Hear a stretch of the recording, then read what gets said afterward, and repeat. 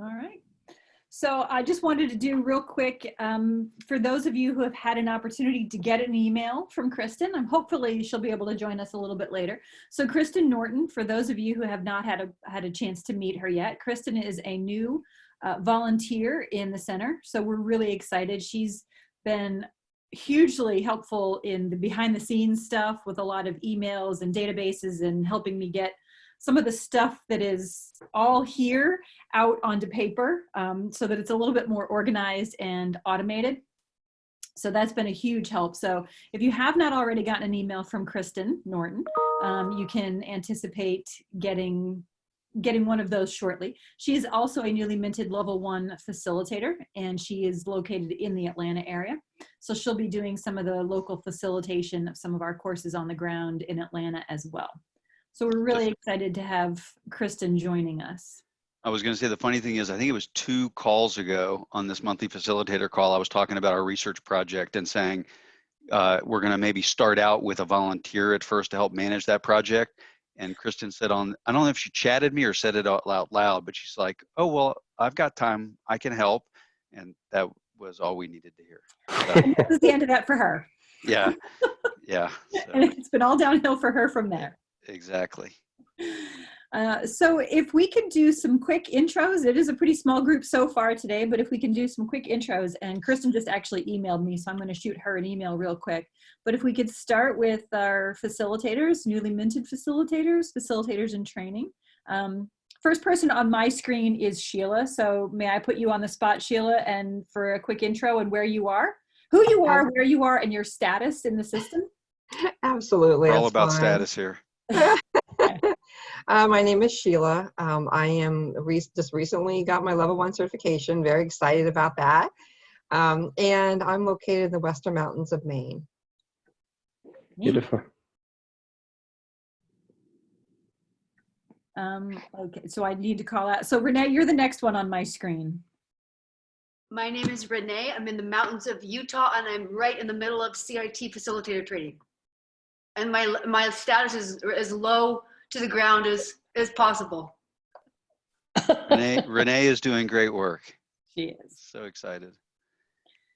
Nancy, you are up next. Hey, I haven't seen you all in a while. It's great to see your face. I was down at Life a couple weeks ago, but I was too busy to see anybody. Anyway, hey, Nancy Gales. I'm in Rockaway Beach on the peninsula right outside New York City, and I'm facilitator 1 graduate. Yeah, that's it. No status about, fortunately. Oh, that was poor choice of words on my part. Susan, you are up next on my screen. Hi there. Hi, everybody. Hi. Okay, my name is Susan Gaia. I live in the mountains in California, and I'm a level 1 CIT facilitator. Excellent. Thank you, Susan. You just finished up a course, didn't you? Yes, I took that course. Good. No, Susan, didn't you just have a course? Oh, I had a course. I had 1 course. Yeah, it was in October. Oh, okay. September. I don't remember. I'm going to be offering it again. I'm planning to in May and June. Excellent. Fantastic. Lauren, you are up. Hi, everyone. I'm a facilitator. I could live anywhere right now. It's raining so much here. I literally could be anywhere. It doesn't even matter. Well, you can join me here in New Jersey. We have had rain for several straight days, but yesterday it did not rain, and today it is currently not raining. I mean, it's just bananas. It's Atlanta for those of you, but it is literally, it might as well be Seattle or wherever else it rains a lot. Yeah. You've got 2 upcoming courses, right? One for Jewish Family and Career Services and one for the Foundation for Jewish Camping? Yes. Thank you. Keeping track of everybody. Well, that's good to know because I don't have course submission forms on those, so I wouldn't. No, that's probably because I'm involved in those and I forgot. Michael, you worry me. No, that needs to go on my to-do list. So sorry about that. No, I blame No worries. you. Rebecca, you're in my Well, bottom hi. right-hand corner. I'm sorry.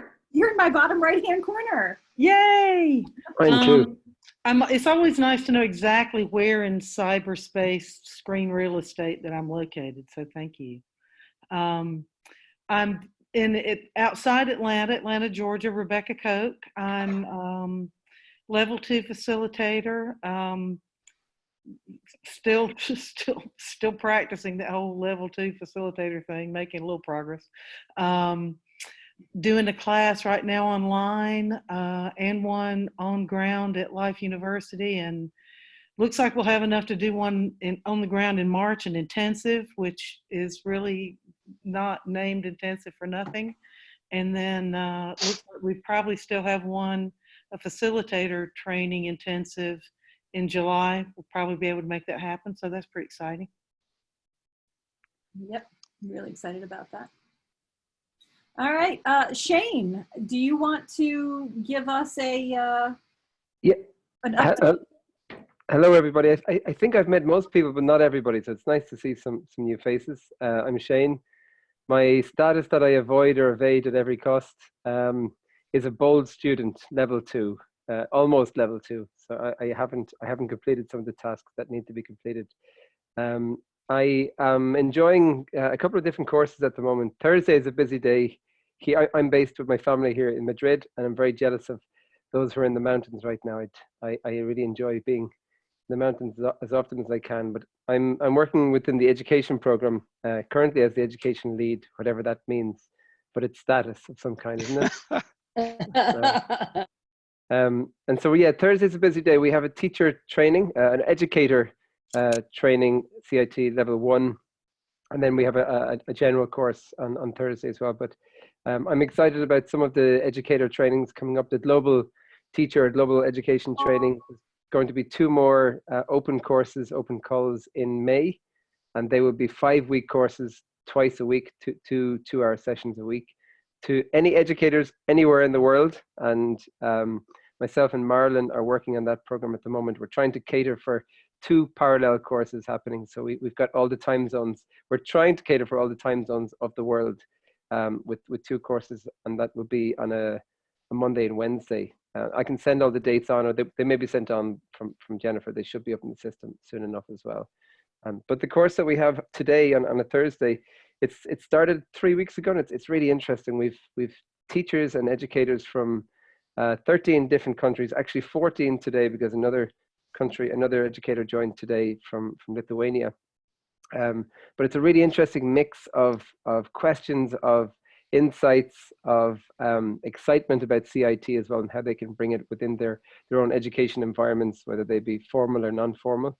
And it's really nice to be working on that. I'm co-facilitating with Anya from Germany. She's one of the other facilitators who's often on this call as well, and Ben, who's a newly level 1 facilitator he's half Swiss, half British, and he's working with the Kindness Schools Foundation. So we're linking to as many kindness schools as possible, and also just open that course up to others. And we're also then working on the strategic plan for the education program, which should be ready to share with all of you in the next week or so, but certainly for the next facilitators call, we'll be able to share that. And that's me, Awesome. I think. Thanks, Jenny. Well, I'll just crawl right under a rug right now. No Where are you doing this all out of one educational institution? Life University, CCISE, part of the same group as you are. Yeah, so Shane is we were lucky enough both to receive a grant for our work in education to kind of seed that work, and then lucky enough to be able to allocate some of that grant to bring Shane on board I like to call it a most time basis as our education lead, and to help us kind of start building out those networks, both in the US, in Europe, in India, abroad, everywhere. So it's a small job. So they're on ground courses in a setting, or they're online courses? So Shane, you can answer that. Yeah, that's a good question, Nancy, and I didn't answer that beforehand. So at the moment, the 3 courses that I mentioned there are online courses, facilitated online. But we're very much open to work with, for example, Sheila's here, so to connect people in different parts of the world that are working in the area of education with CIT, and connect facilitators wherever they might be to go into K through 12 mainly. And we're also exploring then on a parallel journey, looking at universities, and how we can specifically look at universities and teacher education within universities to see if we can scale the CIT up, knowing that the self-directed learning is on the way as well, but currently working online and in person, where and wherever we can right now for at least at this period. Yeah. Just as a basic strategy, our goal is to try to obviously train as many facilitators as possible who are going to go out and bring this work into the world. And then in certain cases, for certain sectors where we can find grant money and we can find enough momentum, then what we'll do is we'll try to really focus in on that market and seed that market and develop networks and stuff like that. So certainly education is one. Another is work in prisons, which you guys know about. And then as other potentials develop, then we'll start to entertain how we can go into those different markets and support the facilitator network. So yeah, so the work that Shane's doing is ideally over time to build a bigger facilitator network and support the existing facilitator network as they bring CIT to schools and to educators of other kinds. And we have, as I mentioned on a previous call, we have a pilot going in Atlanta where a high school is actually bringing CIT into the curriculum. So all sorts of good stuff. But we got a lot to cover on this call, so I'm gonna turn it back to Jennifer so she can continue on with our agenda, and so that we get to some stuff we have to cover at the end, which will take a little bit more time. Yeah, I'm going to put her on the spot, and I know she really loves this with all of her heart and soul.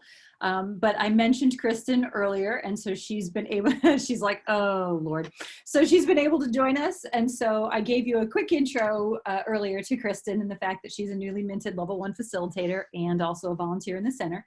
But I just wanted to give her an opportunity to introduce herself to all of you, because some of you have indeed already gotten emails from her. Sorry, Kristen. No, that's fine. Sorry, I continue to have technology issues here. I think, rain seems to slow down my internet connection or something. Well, I just want to say hi. I know a lot of you from classes, and several of the rest of you started getting emails from me. So just so you know that it's a real person, and it's not some kind of a strange phishing thing. So I'm Kristen. Nice to meet you if I haven't met you already. Thanks, Kristen. I am going to put in the chat box, and of course, if you need it, I can send you an electronic version of it as well.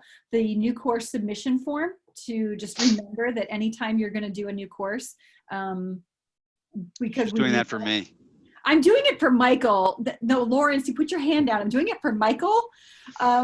No, that's not true. But we do have folks that, sometimes they'll email me directly and say, I've got a course coming up, and that's great, but then I may not have all of the information. And so I'm going to put the new course registration in the chat box. That way you all have it. It is linked in the facilitator login information in the CIT website. So anytime you're going to run a new course, all of the information that I need is there. And that's what I use to put up on the website, and what Kristen will be using to put up on the website. If there is an image that goes with your course, if it's being hosted in a particular a center or a church or something like that, and there's an image that goes with it, if you could share that image as well, so that we can include the image with your course registration. And then we also keep a spreadsheet of all the stuff that is coming up, so that we can kind of keep track of who's got what going on where, and then just sort of touch base. How's it going? Do you need anything? How can we support you? So all of that information is available on our website. And of course, if you have any questions, we are transitioning back to continuously using, I'm not really sure what the phrase is, but info@compassionateintegrity.org. That will get you any number of us, but that's the email that is probably going to be the best to get a response sooner rather than later, rather than just emailing me directly or Michael directly. I will own it. My inbox is well over 500 messages. And for those of you who know me well, you know that that stresses me out. So using the info at compassionateintegrity.org is the one that we all know that gets checked immediately. So those of you who are sending it to my personal email, you might get a day or two later response. So I think that is all I had currently on my list, Michael. So if you want to share some updates on Series 1, that would be awesome. Sure. Just a couple updates first. The bios page is, so some of you who are already facilitators or who are level 2 facilitators will have hopefully gotten an email about putting your bio on the website. And so there should be a place, you should know where to go for that. And hopefully those are all going to be kind of, what we want to do is kind of go through them and just make sure we've got them all kind of put together in a way that looks consistent, even though it's your space to be able to do what you want with it. We're just going to kind of make sure it gets consistent. And then hopefully it's going to go live. I don't know if it's going live tomorrow or early next week. Is it going live tomorrow, Jennifer? Yeah. Okay, so it should be going live finally tomorrow, and that will be the new page that you can manage, you can edit it, you can do what you want. So when you do add courses, even though we may be putting courses on the general list, this will be a place for you to also advertise your own courses, and you can send people to that directory and say, hey, check out my page, and you can get access to all my courses, that kind of thing. So that'll all hopefully be good and go live. The other thing is a quick update on the self-directed learning program. We've got, we're doing some great momentum there. We are in the process of trying to complete skill 3, and as a kind of a test, which once we have that in the next, hopefully 2 to 3 weeks, hopefully, we will open it up to our facilitators to take a look at, so you can get a sense of what we're going for. And it's all going to be kind of our first pass at how we're designing it, the look and feel, the videos, all that kind of stuff. So that way we can make some adjustments as we build out some of the other skills. We chose skill 3, frankly, just because Elaine Miller-Karras, who is the person who developed tracking, grounding, and resourcing, is going to be in Atlanta early March. And so she's agreed to be in the videos for skill 1. And so since we had to wait for that, we went ahead and jumped to skill 3 so we could start working on video production. So, and for those who want to, catch Shane in the woods or mountains of Spain talking about equanimity, you're in luck. You're going to see that, as well as some of our Indian facilitators. You're muted, thank goodness, Shane. And some of our Indian facilitators are in that. What we're going for, if I haven't mentioned it before, is what we're going for is a way to represent the international flavor of our facilitators, of our program, and all that kind of stuff. So we're going to be cost as a way to do it in a way that's not cost prohibitive, where we have film crews everywhere, but in certain local places where we can relatively inexpensively get some footage, we're going to do so. So stay tuned for that. But all that hopefully will be kind of packaged on skill 3, and we'll hopefully in the next week be able to unveil, or 2 weeks be able to unveil that for y'all. So that's that. The second thing is, the biggest thing is that we've been working on updating the presentations, and in 2 areas. One area is in the notes. And so originally the idea was, well, each facilitator should kind of take their own notes and try to make it their own. And what I've realized is, as we've grown, is that there's too much information scattered in too many places. And at least that's what we've heard from people. And so we try to give you an abundance of resources, but it can also be confusing. And so what we're trying to do now is to pull more information into the notes. We still hope that you'll use the training videos, because there's still going to be information in the training videos that's not going to be in the notes. And certainly the facilitator guide is critical as you're facilitating, but we're trying to pull more stuff into the notes. It's probably, frankly, a little bit uneven in terms of certain slides have a ton, maybe too much, others don't have quite enough. But what we're trying to do is work over time, because we have the benefit of being able to update those relatively quickly and not have to wait for publishing and all that. We're trying to put them up as we have them. So we've updated series 1.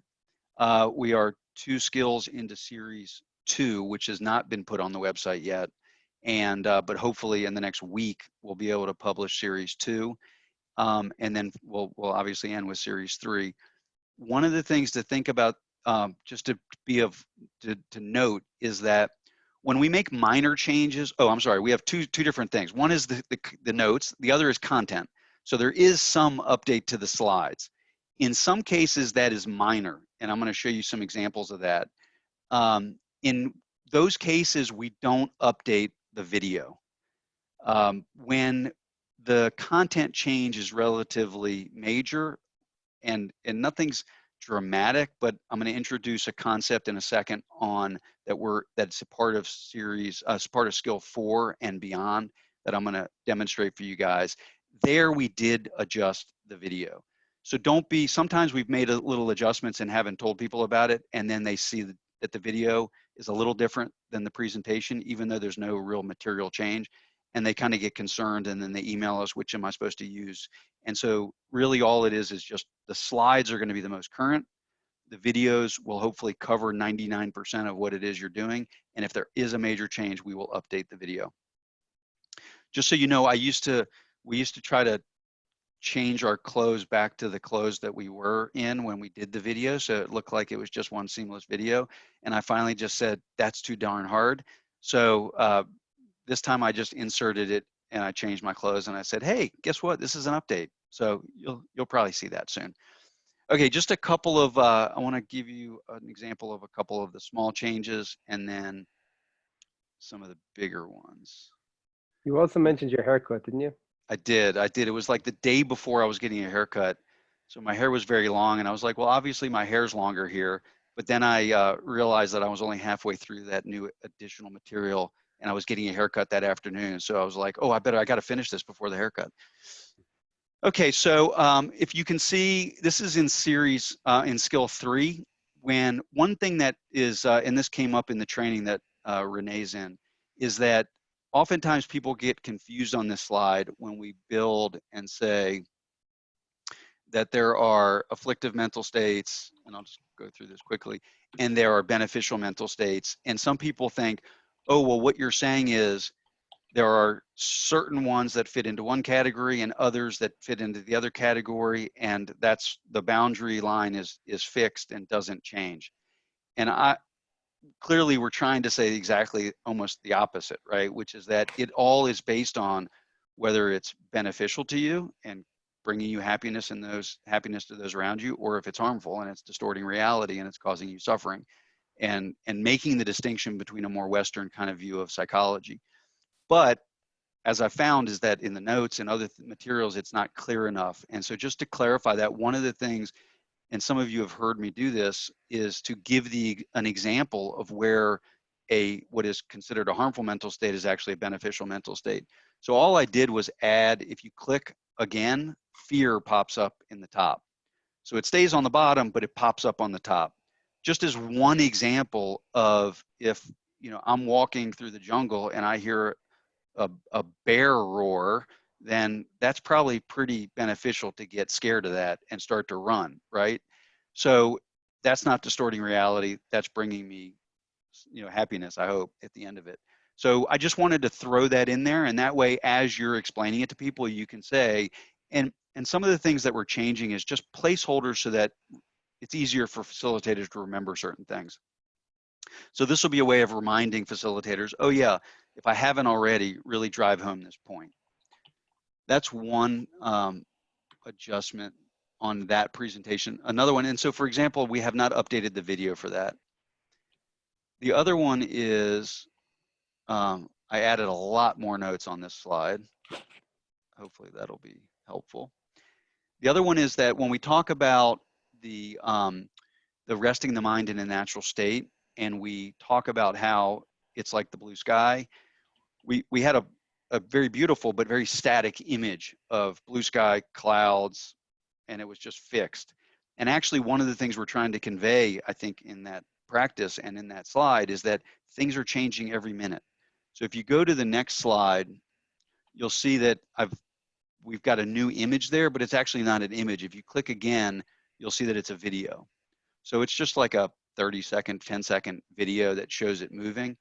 But what you can do is you could show it and say, oh, well, we're going to use this blue sky metaphor, and there's clouds, things like that up here.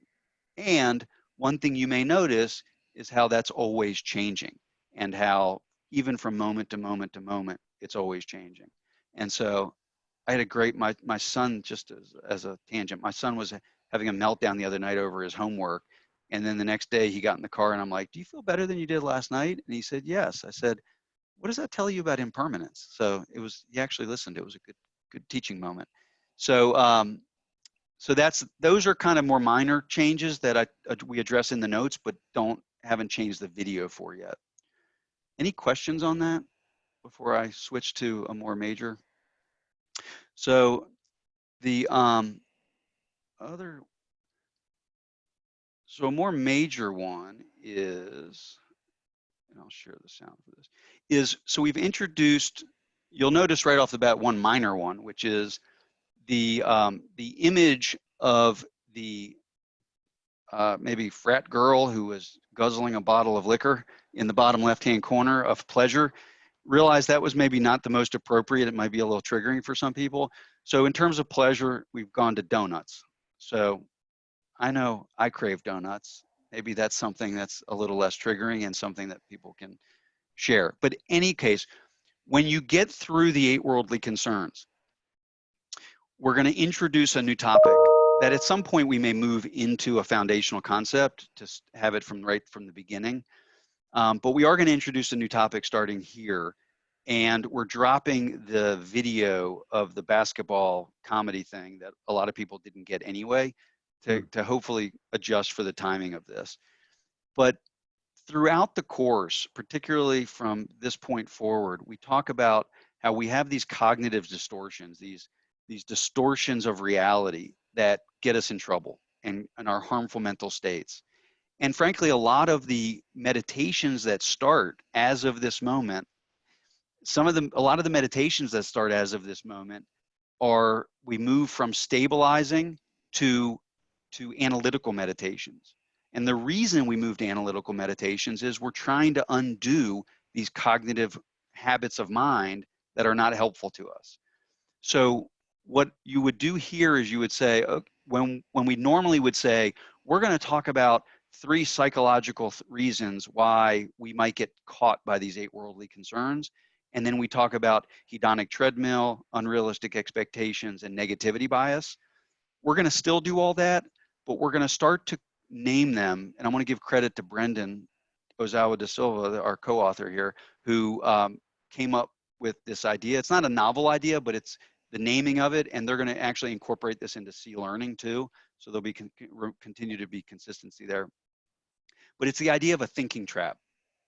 So that when I found this in my courses a lot too, is that a lot of times when you teach someone, when you come back to an idea, they're like, oh yeah, I forgot that that's the way I think about that.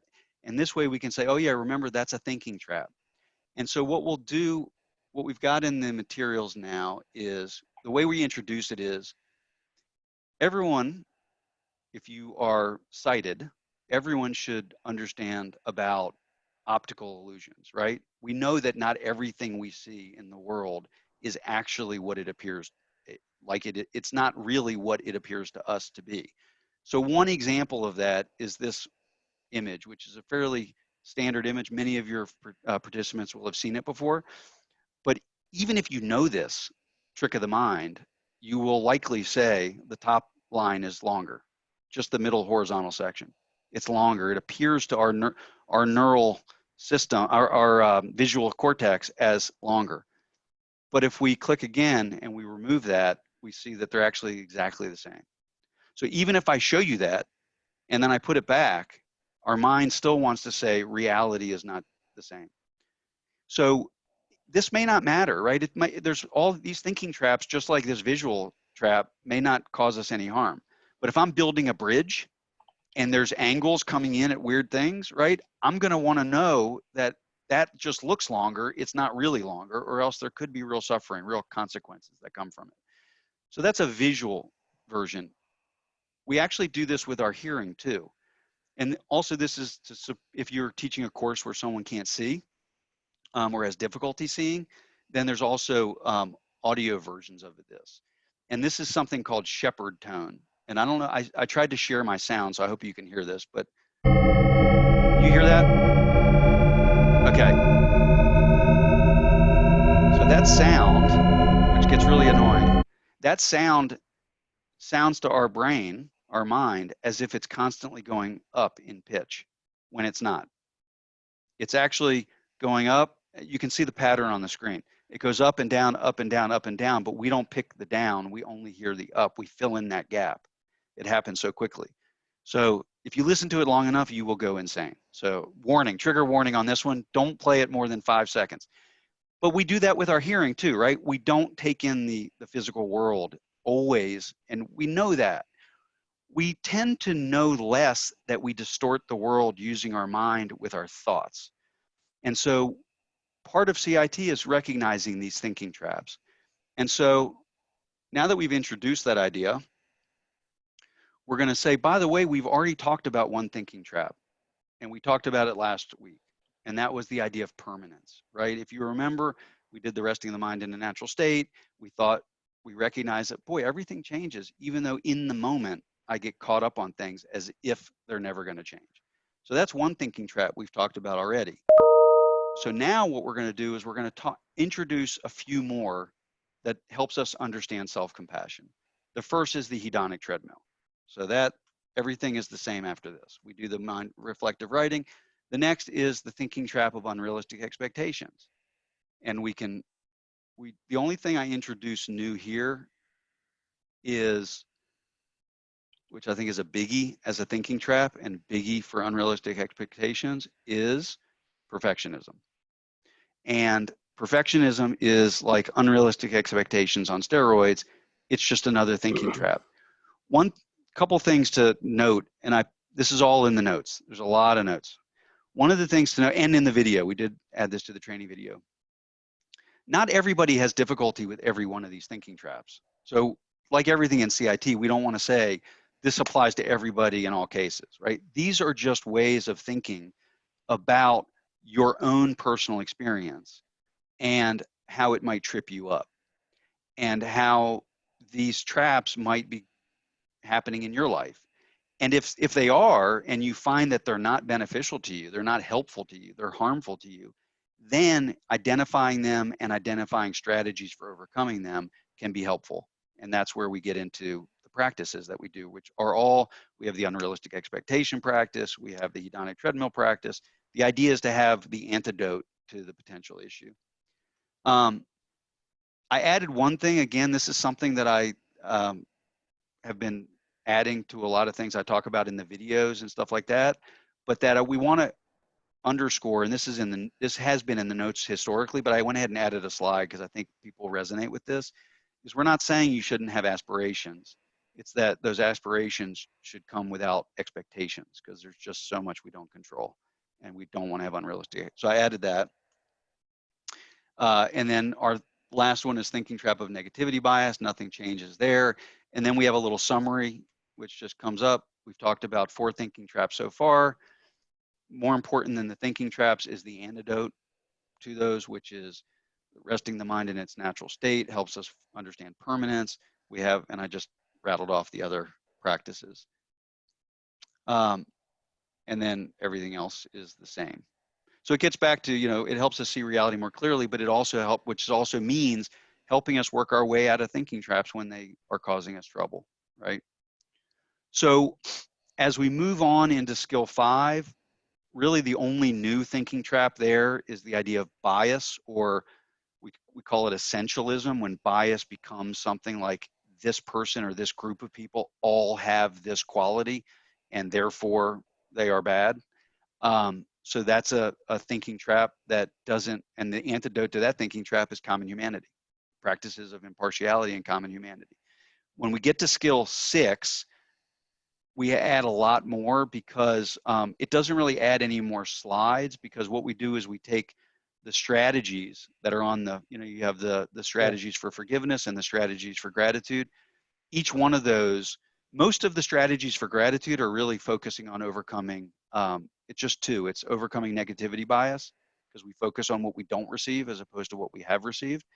And then the second is focusing on interdependence. And there we just call it the thinking trap of self-sufficiency. And so we can overcome that through practices of interdependence.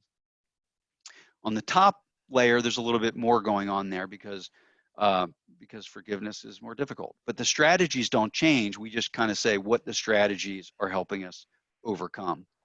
And so basically what the idea there will be that each of those bubbles will still be the same, but we'll also just flash up what the thinking trap is there. So this is the idea, and hopefully we'll kind of get our head around what these thinking traps are, so that later on in the course, when somebody brings up something, you're like, oh yeah, thinking trap of negativity bias, right? Or thinking trap of not seeing common humanity, or thinking trap of perfectionism, or something like that. So so far we've got that up for skill 4. Are there, again, it's in the training video and there's a lot on the notes, but how about any questions? For me, it A lot sounds in the great. chat, but I'm assuming it's not about that. Okay, go ahead, Shane. No, it sounds wonderful, and I'm really excited to try these out as soon as I can. We just had skill 6 today, so it would have been just passed, but I'm interested to see. So even the first strategy for forgiveness of, not focusing on the action, but the actor. Not focusing on the actor, but on the action. You would mention that same strategy, but then also make reference to a thinking trap connected to that specific one. Yeah, and these thinking traps, one of the nice things about the thinking traps, without getting, I don't want us to get overly scientific or fall into too much of the of having to say, okay, well, here's all the research on all this, and here's the volumes of this. Yeah. But these are all fairly well documented and well known kind of distortions, and so, like, for example, I believe on separating the actor from the action, it is here. Let me look real quickly, just as an example. So I didn't ask you a question. My question relating to them is, well, I'm really excited about it, but you've taken out the video, the basketball video, and replaced it with a number of extra slides, just in terms of timing, because it is pretty tight. Skill 4 is just about enough time to get through everything. Do you think we need to cut time somewhere else in the skill to make space for the additions as well as the video, or we just try it out and see how it goes? Yeah, I think at this point we try it out and see how it goes, which is typically my style. But I think what I'm hoping is we can kind of move through it pretty quickly and just say, we've talked throughout this whole time about how we distort reality. We're just giving it a name, basically. Okay. And we'll see. We can adjust as we go if we need to. It's one reason why at some point this may move into the foundational concepts if we're finding that we're just not quite getting there quickly enough. I wanted to say I'm really glad that you added perfectionism in there, because, I think I recently had an experience with that. So I'm doing really great about trying to get off meat and do more vegetarian, and someone gets down on me because I'm not vegan. And isn't it the same thing that's happening across the country here in America, where we're so divided? It's like, you're not perfect according to my view. So I think it's really, really an important thing to add. So I'm glad you did that. Yeah, thank you. Thank you. And so Shane, like just to loop back to that, is that, so like separating the actor from the action, the thinking trap is overgeneralization. I take one example that this person did and say, well, they are now a horrible human being. And that is their essence, right? There's a little bit of essentialism in there too, but more simply, it's like overgeneralization. I've taken this one thing and now I've identified them as that person. Okay. And I have to start to tease out the fact that, well, they do good things too, and maybe they benefit other people, and so all the strategies that we use. So each one of them has it, and so that's the way it's kind of laid out for now. By the way, one thing is you can keep the old slides and use the old slides until you are comfortable with the new slides. So it's not, while we've updated the websites with the new slides and are updating the videos with the new content, hang on to the old slides and use them as long as you feel the need to. Any other questions? Michael, I want to just, or comments, actually. Yeah, it could be comments. I hate this. I love this. No. We got a good comment on perfectionism. Yes, that was a great comment. So I asked you this the other day in an email, and I just thought maybe we could share it because it's come up 2 or 3 times for me with folks when we talk about the superiority bias, where 90% of the people think they're above average. And invariably, if we have a group from a lot of other countries, and I totally get this, but they are like, yeah, that's about Americans. That's not about us in Europe or Australia or any of the other kind of Western nations. So I finally have, I went and looked for the reference. I'm going, okay, the main one I see cited is European. So I feel comfortable saying, no, it's European. But then your answer to me was, I thought you might want to just share with folks in case it comes up for them too.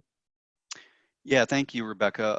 A few comments on that. One is, I think it's why it's one thing very important for us every time we're talking about these things in CIT is to say, these are concepts that we want you to explore for yourself and challenge yourself and see if they apply to you in any way.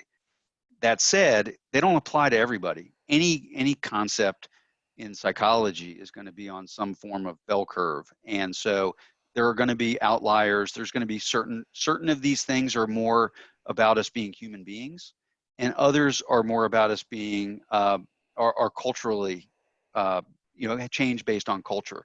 So like in that particular case, there has been evidence on illusory superiority in Asia Pacific and Asia particularly that shows less of a superiority bias, whereas in Europe and the United States there's more of a illusory superiority. At the same time, one of the things, I was doing a course with Lauren, and a couple of people were saying, yeah, no, I don't feel that way, I don't have that. And I said, well, I understand you might not feel it out loud, right? But if I walked in here and I said, hey, everybody, great to see everybody, I just want you to know that you and you are in the top 50% of this class, right? How would the other 3 feel, right? It was 6 people, I guess. I don't know, I'm just making it up. But 6 people, I say that, congratulations, you 3, you're in the top 50% of the class. Is there a visceral kind of reaction to that? And at least one person who's Israeli was able to say, yeah, that kind of bothers me. So he was one of the people saying, no, I don't have this at all. I'm happy when other people are better than I am. And I was like, okay, well, that's the public thing. But personally, do you really want me to tell you that this is a course you care about? And now I'm telling you, you're in the bottom 50%. So it's not that that's the same with a lot of these things. It's not that there aren't differences, and not that there are people who don't experience these things clearly, but it's about challenging them to think through it. And like we say in the beginning, it's a toolkit. If something ultimately doesn't work, drop it. But if you push yourself a little bit and feel like maybe there is something there I can benefit from, then great. Is that helpful, Rebecca? Yes, absolutely. And you turned it around rather beautifully. So thank you. I'd say you're in the top 50, Rebecca, though. Easy. Yeah. Rebecca's one of those rare people who's in the top 50% of everything she does. Any other thoughts on thinking traps before we open it up? Is this something you think would resonate? Particularly because as we go, you'll notice a lot of the same thinking traps will keep coming back up, right? Like, not seeing interdependence, not, having negativity bias, having perfectionism, certain ones will start to, it's not like for every skill, there's a brand new thinking trap. Is there a scientific name for them? Cognitive distortions. Oh. So we can say cognitive distortions, but that sounds a little heady, and Yeah. so we're going with thinking traps. But you can also, but I think it's in the notes. Just say, you know, you can say these are. Well, the way we talk about them is these are thinking traps, also known as cognitive distortions by psychologists. But the other thing is one of the reasons. There's a couple reasons I don't want to get too scientific-y on it. Is number one, I don't want to put a lot on facilitators to have to try to justify and explain all the science and it's changing and all that. That's number one. Number two is what we really want is the course to be intuitive. This is something that, like we just said, you know, this is something that you try on for yourself and you challenge yourself with. If it doesn't work, drop it. It's not like this. And one of the things I would encourage is to say, what thinking traps do you have in your life? And people are going to say different things. So we just learned today that several people would have said perfectionism, right? Yeah. And that wasn't, and trust me, I live there too. So this is by no means, and if you do research, if you go out and look at research on cognitive distortions, there are, number one, there's lots of different versions of it. Like, so there's not one definitive list. There are some that we're going to add that aren't on any list, but they're just part of our course. Like there's no place, I don't think, that has a cognitive distortion of not seeing interdependence, right? But that's clearly something that is a cognitive distortion that drives a lot of our course. But the other thing is there's also things like confirmation bias and willful blindness and lots of different cognitive distortions that we fall prey to that are that we don't deal with directly. It doesn't mean that they can't come up. Doesn't mean a facilitator might not want to say, hey, by the way, this is also like confirmation bias, or somebody might say, and we want to invite people to use their own language for it, right? Not like confirmation bias or fundamental attribution error or something fancy like that. It's like when we talk about, for example, understanding causes and conditions, it's the cognitive distortion is fundamental attribution error. It's when we attribute the blame of something to one person as opposed to understanding all the causes and conditions. That's an error in how we're attributing the fault of the situation. And that gets in our way a lot. That fundamental attribution error gets in our way. But we don't have to use that kind of fancy language, right? We can say more like reductive thinking, which may also be, but like we blame one person for something that really is that, and you can use the language there of thinking trap without having to label it, right? So it's like, we all know that when the guy cuts us off in traffic and I go, that guy's a blah, blah, blah, and I've just now labeled him under one umbrella, then that's an error in my thinking. That's a thinking trap, right? And in order to unwind that, I need to start thinking about more broadly, is there other causes and conditions that went into that? I have So a very in a lot of special cases, name. what's that? I have a very special name for people like that. Oh, I keep it in there. exactly. So anyway, it's the kind of thing that you may not even, in certain cases, like with the skill 4, we're naming them because we've named them before: hedonic treadmill, unrealistic expectations, negativity bias. In other cases, you don't even have to bring it up. It may be in the slide somewhere, but it could just be something that you just mentioned. So we'll see how this works, how it rolls out. We'll get feedback and we'll change. We're a small enough family still that we can give it a whirl and see how it goes. Well, I really like that part of the course a lot, and because it's not just, it's one of those things for me that I experience over and over again after learning about it, you know. And the one that you mentioned, the illusory superiority, you know, I think about that many times and wonder, how am I actually doing? You know, how well am I actually doing? And just in many ways, that part of the course is really good. And I think it's one of those things where it's not just going to be an aha moment in the class session for, you know, it will come up later when you know, people see an example of it in their own life. Yeah, thank you, Susan. Now, eventually, this will probably flow into the self-directed learning version. Updating the manual and doing all that other stuff, that'll probably be a little bit longer term. But anyway, any other questions? I don't know if Jennifer, you have anything else that you wanted to cover, or we can just spend the last few minutes with questions on any topic. Nancy. What is the self-directed learning part going to be? Did you say what or when? What? What? Okay, so this is something we've talked about in the past, but just to remind you, so in partnership with UNESCO's Mahatma Gandhi Institute for Education of Peace and Sustainability, I think I got it right. No, I didn't get it right. Okay, anyway, in partnership with UNESCO, we are developing a completely self-directed version of the program. And that is for, it will serve, I think, 3 general purposes. One purpose is their immediate purpose, which is they want to bring CIT to universities in Asia Pacific, because we're working specifically with the group that focuses on 18 to 35-year-olds. And when they go to universities, small universities in places like India that have 50,000 students, and they asked how quickly can we train facilitators, it wasn't fast enough. And so they came to us and said, hey, will you do this? We're very fortunate that they are funding a large chunk of that.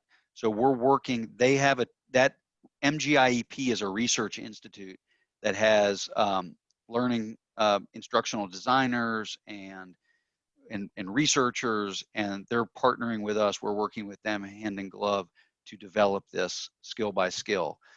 The idea would be that it would be a course that would have the potential for somebody to sign up, take it from skill 1 through skill 10, and never have a human interaction at kind of the most SDL level. But there will be opportunities for in this under this first umbrella to have, for example, a university offer it to 10 sections in their freshman class and tell them every 2 weeks we're meeting in the auditorium and we're going to talk about, you will have had to have completed the first 3 skills by then, and then we're going to meet in the auditorium and we're going to have facilitators who have been trained, but a fewer number, to meet with the 500 students who are taking it, answer questions, lead practices, that kind of stuff, kind of be guides to help them along the way. So that's similar kind of, to, go ahead. no, it's similar to some of the charters for Compassion's Science of Compassion, or different of their Yeah, offering. exactly. Yeah. So it would be that kind of model, and it may be there's even OP Jindal University in outside of Delhi is creating a course called Compassion, Secular Ethics, and Democracy, and they're going to integrate the course into that, and that's going to be for a smaller group of students where they will, the 2 faculty members who are designing that course are they're not quite there yet, but they're close to becoming facilitators. So they're going to do it. They're going to use the SDL version, but they're also going to do a lot of in-person stuff. So that's the kind of the starting point for why we're developing it. As a side note, MGIEP is also in the process of evaluating how they're going to take that SDL version and make it into a program for the prevention of violent extremism, which is one of their missions, as well as starting to look at how to work on opioid issues and opioid addiction, particularly in India, where they were approached by the Minister of Human Resource Development, I think is what it's called. In any case, they want to use it for a lot of different purposes. So they're helping us develop that at the same time that we were thinking that, number one, it would be great to have a set of resources that facilitators could use while they're facilitating. So we're going to have, there's going to probably be 50 or 60 3 to 5 minute videos. So like that whole mental proliferation slide that I just said I added a whole bunch of notes to, we're creating a whole video on that. We're creating a video. So these are things that will be used, you'll be able to use in your courses, as well as you'll be able to offer the self-directed learning course in association with your own training. So let's say you, if not all of you, many of you have experienced going someplace and saying, I've got this great course, and they say, yeah, it sounds great. How long does it take? Oh, well, it takes, 2 hours a week for 10 weeks. And that's when they go, that's way too long. So you may be able to say to them, well, what if I allowed everyone to take the course when they could take it? And I pop in once a month and I offer coaching on the side, and I am a guide that helps people go through it. And so it will expand the offerings that our facilitators will be able to use. The third Yes. kind of, Okay. so yeah, and then the third bucket is what I think we all would benefit from, which is the ongoing practice. So one version of this will be, at least one version of it, it might have many different lives, but at least one version of it will be okay, you've taken CIT, here's the maintenance program. And you go in and you can access it on your phone, you can access it online and say, I need a refresher on ethical mindfulness. So I just want to see, the videos and the practices. I want to, I'm working on compassion right now. I need to see the videos and the practices. So it'd be much more like a kind of app that you would have on a phone or something like that. So those are kind of the three broad buckets. There's a lot of work between here and there, but we were fortunate enough, hopefully, we've hired we're going to have an instructional designer on staff as well that joined the first call. Shane he was on the call with Shankar this morning. Oh, great. And so hopefully he's going to be on the ground running starting next week, and we'll be working from our side to help us develop the greatest product we can develop, as well as, so that's all underway.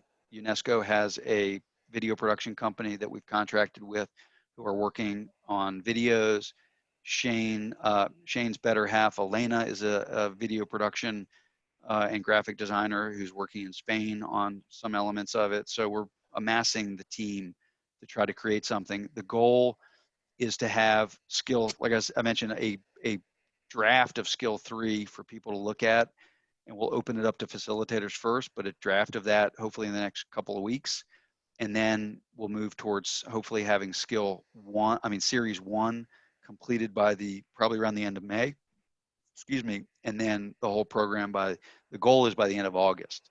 So those are aggressive timelines, but that's what we're hoping. And somewhere in there is going to be the second World Youth Conference, which is how we started with MGIP in the first place. And that's when we're going to really kind of blow it up and blow it out and talk about it a lot and all that. But for now, it's kind of a smaller circle. Susan, you had your hand raised, and then I think we're at time. I did. You mentioned someone working related to CIT and addiction, opioid addiction. Yes. Do you have any more to say about that? Because I'm involved with people here who are working on that issue. Yeah, so we do not yet. So right now what MGIEP wants, and what we've told them we want to do, is we want to create the kind of vanilla CIT out of the box. But they have a person there who's in our facilitator training. He's actually in facilitator training with Renee, and he's a guy named Kwani, who is, his job for MGIEP is prevention of violent extremism. So he's already developed a curriculum. He's been working there for a long time, and he goes to places all over the world dealing with that. So he's becoming a facilitator so that he can help us create the online version of that. And then they're gonna find someone within the organization to focus on the opioid, but they also want a Spanish language version. So those are all going to happen after we finish with this. Okay. So you will be the first to know. Okay. Or maybe not the first, but the facilitators will know very soon after we do. No, Susan, I've been working with the compassion integrity in healthcare for a while and trying to get it to that point. So thanks, Michael. I need that. But I just want to quickly, and now we have to go, tell you, Susan, that the Science of Compassion course is a place to start because it is about pain relief there. And I use a lot of that information, and then dovetail it with what we have from the Science of Compassion from the charter I'm talking about. And a book called Compassionomics also. So you could draw from that to start talking about pain relief. Okay, sorry. And unfortunately, Marilyn, who is the who is the former executive director of the charter, who many of you know, who is now focusing on education and CIT, among other things, is not here today, but normally she would announce that there's several on-ground courses that we're working on with the charter, as well as Shane and Rebecca mentioned, they're both facilitating online courses with the charter right now. And I can't remember if Shane mentioned it, but we're getting ready to launch some online educator courses with the charter. So lots going on with the charter too. So, okay, good stuff. Thank you all. Jennifer, any last words? Nope, I have nothing else to share. Stay tuned for monthly calls starting next week, right? Yeah, well, okay, so that, yes, I do have something to share. I get the last Okay, words. last thing, and then we're really going to end. And then we're really going to end. So we have been asked since the beginning of the program that we started doing this online a little over a year ago. We've been asked by folks who participated to do alumni calls. You know, we don't want to dive deep. We don't want coaching. We're just looking to maybe get together with other like-minded individuals. So as of next week, we have 3 calls taking place on Monday, February 24th. So Monday night, 7 p.m. in 3 different time zones. So that was confusing for folks, but there's 7 p.m. in the Eastern time zone, 7 p.m. in the Pacific time zone, and 7 p.m. in Europe, but based in Spain, because we know Europe has multiple time zones. So 7 p.m. Madrid time. And then either Tuesday or Wednesday of next week, we have our facilitator in Australia was not available on the 24th, but she'll be facilitating either the 25th or the 26th. So we're hoping to get a reminder email out tomorrow that we're doing the calls on Monday, 7 p.m. in 3 different time zones, and then on Tuesday at 5:30 p.m. in Tasmania, Australia. That's going to be that time zone. So we're really excited about that. We've also got our date for the call for March. I know that there are some folks who couldn't make it in February, but March 25th is going to be our March call. That'll also be 7 p.m. But then in April, Shane is picking the time and the day and the time for that one. So we're going to alternate time zones. Everybody's going to get to pick their own, but everybody will run at the same time so that it's a little bit easier for folks to hopefully be able to make it in their own time zone. So really excited about that. I'm going to try and make it 5 a.m. just to see who's really dedicated in the North American. Excellent. And so please share that, like if you've had on the ground courses and there are folks from your on the ground courses that you think might want to join us online, as long as they have Zoom, they're perfectly capable and more than willing and welcome to join any of the time zones. If somebody lives on the East Coast, but 10 p.m. for them works better, they could join the Pacific time zone. So it really just depends on your personal preferences, which time zone you join. Good to see you all. Bye, everybody. Have a great month. Hopefully, I know I'll see some of you before then, but if I don't see you, have a great month. Thank you. Bye. Bye. Have a Thanks. lovely weekend. Bye-bye.